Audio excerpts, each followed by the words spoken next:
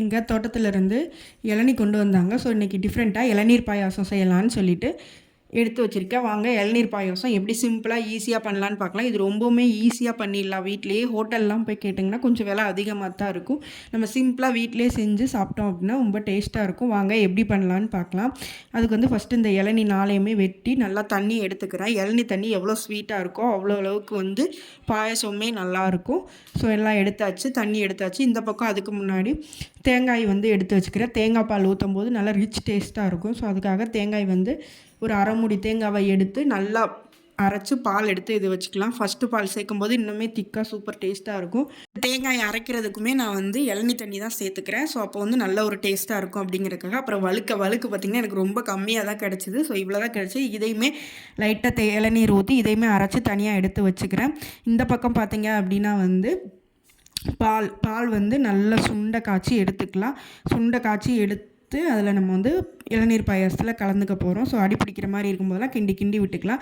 பாருங்கள், இந்த பக்கம் எடுத்து வச்சுட்டேன். இளநீ தண்ணி வழுக்கை வந்து இது மிக்சியில் லைட்டாக அரைச்சி எடுத்து வச்சுருக்கேன். அப்புறம் வந்து பார்த்திங்கன்னா இளநீ ஊற்றின தேங்காய் பால் ஒரு கிளாஸ் எடுத்து வச்சுருக்கேன்.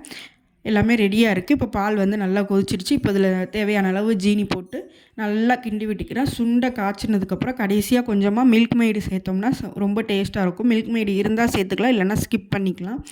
ஸோ நல்லா சுண்டி வந்துருச்சு. இப்போ வந்து நான் மில்க் மெய்டு வந்து சேர்த்துக்கிறேன்.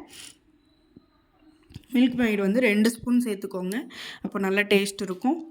சேர்த்து நல்லா கிண்டி எடுத்து வச்சாச்சு. இப்போ எல்லாமே வந்து ரெடியாக இருக்குது. இந்த நான் தேங்காய் தண்ணி கிளாஸில் வச்சுருக்கேன் பார்த்திங்களா, அதை வந்து கொஞ்சமாக ஃப்ரிட்ஜில் வச்சு எடுத்துக்கிட்டேன். நம்ம ரெடி பண்ணிவிட்டு ஃப்ரிட்ஜில் வைக்கணுனாலும் வைக்கலாம். இன்ஸ்டண்ட்டாக குடிக்கணும்னா நம்ம இதெல்லாம் ரெடி பண்ணுறதுக்குள்ளே அந்த இளநீ தண்ணியை கொண்டு போய் ஃப்ரிட்ஜில் வச்சு அதை கலந்தோம் அப்படின்னா நல்லாவே ஒரு சில்னஸ் இருக்கும்.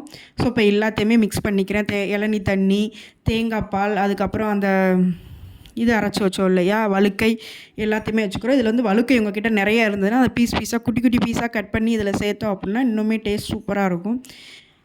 வேணுங்கிற அளவுக்கு இளநீ தண்ணி, பாயாசம் எந்த அளவுக்கு வேணுமோ நம்ம அந்த அளவுக்கு வந்து இளநீ தண்ணி சேர்த்துக்கலாம். ஸ்வீட்னஸ் வேணுன்னா மில்க் மெய்டு கூட இன்னும் கொஞ்சம் ஆட் பண்ணிக்கலாம். பாருங்கள், சூப்பராக ரெடி ஆகிடுச்சு. இதை இப்படியே கொண்டு போய் ஃப்ரிட்ஜில் வச்சு ஜில்லுன்னு சர்வ் பண்ணோம்னா இன்னுமே சூப்பர் டேஸ்ட்டாக இருக்கும்.